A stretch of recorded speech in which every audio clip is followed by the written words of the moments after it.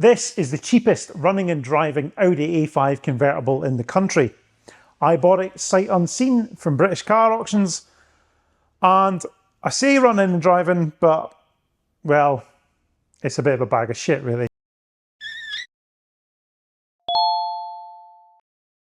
You can tell I bought a convertible because we had a couple of days of sunny weather. This arrived and it hasn't stopped raining since. Judging by how wet it is, you can tell it has basically been pissing down with rain since this thing was delivered. I did have it delivered because I was a little bit scared to drive it home. And actually, as it turns out, that was probably quite a good move.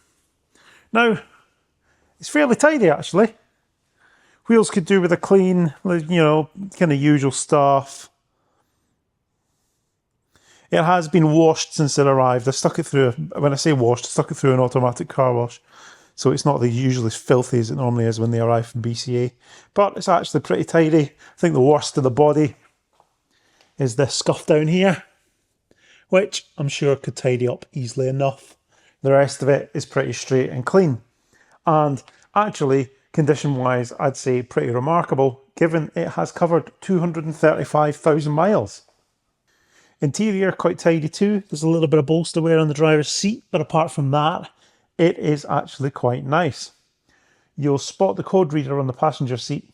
There's a good reason for that, and we'll get into that later.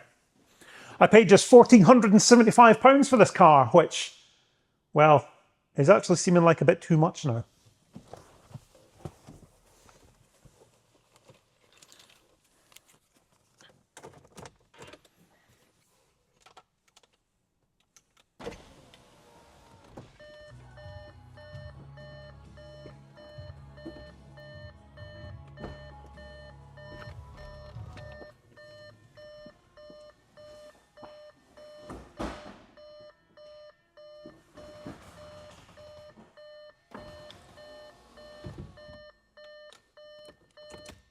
And look at that, the roof even works, which, when you're talking cheap convertibles, certainly isn't guaranteed.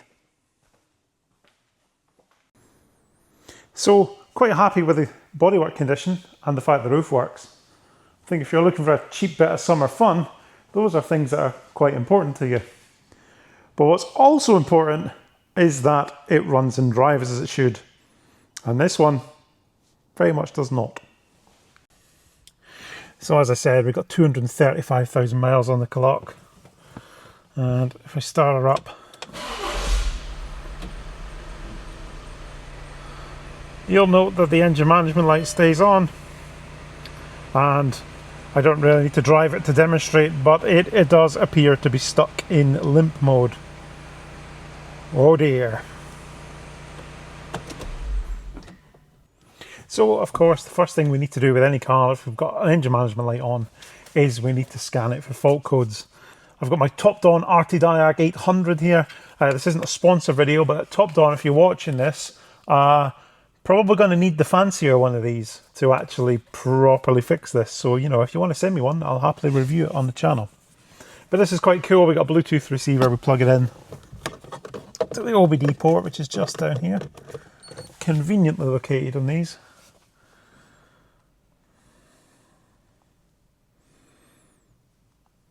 And we select which type of car we're connecting to, wait for it to do its thing. It does take a little while. I do notice this can be quite slow actually connecting to the cars, but it does do a good job. It can connect to most things. I primarily use it on things like Nissan Leafs, Renault Zoes. If you haven't seen any of my content before, I am actually an EV specialist dealer located in Gloucester. Buy and sell sort of first time electric cars up to about £10,000. But I do occasionally buy stupid things like this because I can't help myself. And I am thoroughly attracted to end-of-life cars that are a bit too cheap and a little bit too rough. Hence this. I've always loved a cheap summer convertible. I tend to buy... what I end up doing is buying one a little bit too late in the summer. This year I thought I'd get ahead of the curve, although it's looking like this one might need a little bit of work. So if we just do, basically just going to do a all system scan, it goes through everything and it'll show you any fault codes that we've got. It's quite good, you know, if you've got a car that's new to you, you can run through it, get all the fault codes up at once, because it just goes through all the modules in turn and it does everything you need, which is pretty cool. Now, it is pretty much permanently stuck in limp mode, this, so pretty slow, turbo doesn't really kick in. Could be all manner of faults, really. And so, obviously, scanning for fault codes is a really good place to start. Really could be anything, and this might actually be a really short series of videos, because this might just be totally uneconomical to repair and we might need to bin it off. Hopefully not. You can see we're still scanning through all the modules, loads of different modules that it checks to see if there's any fault codes in. These are obviously quite complex cars, even though this is 2013, so it's getting on a little bit, but I think they're definitely from that era where they started just putting control units in absolutely everything. So plenty of stuff that could potentially have faults. Looking quite good so far, though, apart from the engine code, it's all looking quite green. And it's nearly done, so we'll see what it comes up with. Okay, so we have engine electronics P008700, fuel rail / system pressure too low. Oh dear. And then strangely, we also have one for the convertible top operation, saying that switch for convertible top compartment cover lock locked, range / performance. Now, as you saw, the roof works absolutely fine. Something's obviously not happy. Maybe we'll need to check everything over and just make sure that's working, but we've got bigger problems. So, fuel system pressure too low can actually be really bad news on these, especially when they're up on the miles. So this 2 litre TDI engine that's in this, what can happen is the high pressure fuel pump can fail. And when it does so, it sends a load of swarf through the system, which gets into absolutely every single bit of the fuel system. And basically fix it. If it is that, what's a worst case scenario? It is remove everything, including the fuel tank, you know, the entire fuel system, clean it all out, probably replace the injectors because they're probably going to be full of swarf, and the bill will be massive. I mean, it's going to be way, even buying second-hand parts and try to do things cheaply, it's going to be way more than what this thing's worth. I mean, I gave 1,475 quid for this. It will cost more than that to fix this, if that's what's wrong with it. So, we're hoping it's not that. Obviously, could be a number of other things. This is a very high mileage vehicle. Who knows when the fuel filter was last changed? It could just need a new fuel filter. That could be causing a blockage and causing the fuel pressure to be low. I think that's blind optimism. I guess the first step is we need to have a look at the fuel pump. So there's a pressure pressure regulator on top of the high pressure fuel pump. You take that off. If there's metal in there at all, it's game over. If the fuel that's in there is nice and clean and there isn't any sign of contamination from little bits of metal, the high pressure pump might be okay, and then we can start looking at other things. But that's definitely the first diagnostic step. It does show some promise, this. The previous owner owned this since May 2017. So they bought this when it was barely 4 years old. And it only had one keeper before them. So it's a genuine two-owner from new car, this. And you'd like to think if someone's owned it for the best part of 10 years, they've looked after it. Now, there's not a huge amount of service history. There is some paperwork here for bits and pieces, but it's mostly like tyres and MOTs, maybe the odd oil change. There's nothing like really meaty here. But, you know, it does show some sign that someone's cared for it. Hopefully, though, they didn't have it diagnosed, realise the fuel pump was completely knackered, and then part exchange it. So this was part exchange to a car supermarket.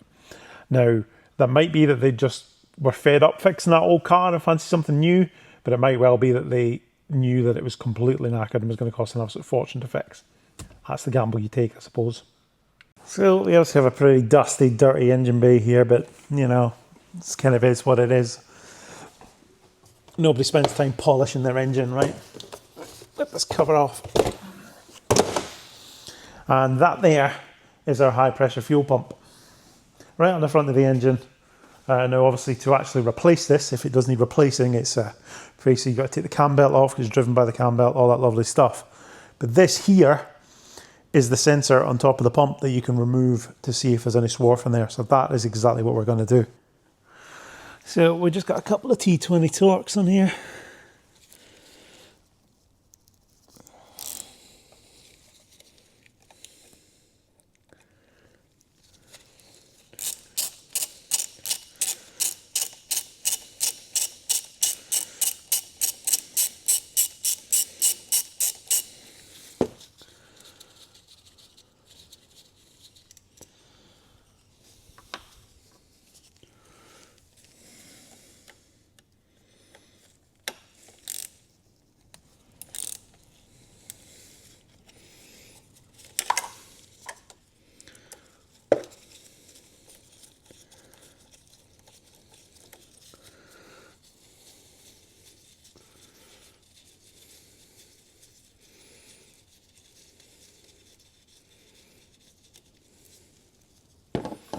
And this really is the moment of the truth, quite quickly on this, because if this is full of metal, we are in trouble.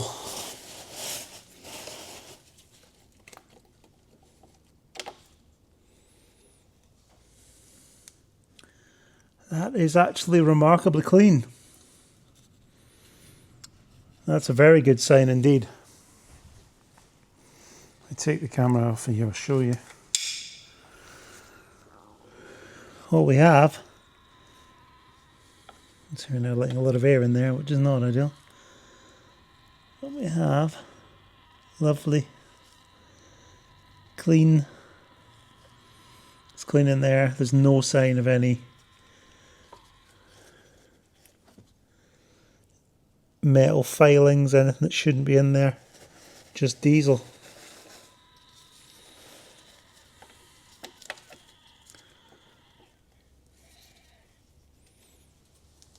Very good news indeed. That isn't full of swarf. That means the reason for our low fuel pressure isn't that fuel pump has disintegrated, which is very good news indeed. I would feel bad if all we did in this video was moan about how broken this thing is though. So let's fix this. As you can see, it's had one of these stick-on mirror glass things at some point and, well, it's gone. Now, it definitely had a working wing mirror in the auction photos, but I don't know if it fell off when it was being transported or what. But certainly that is no use at all.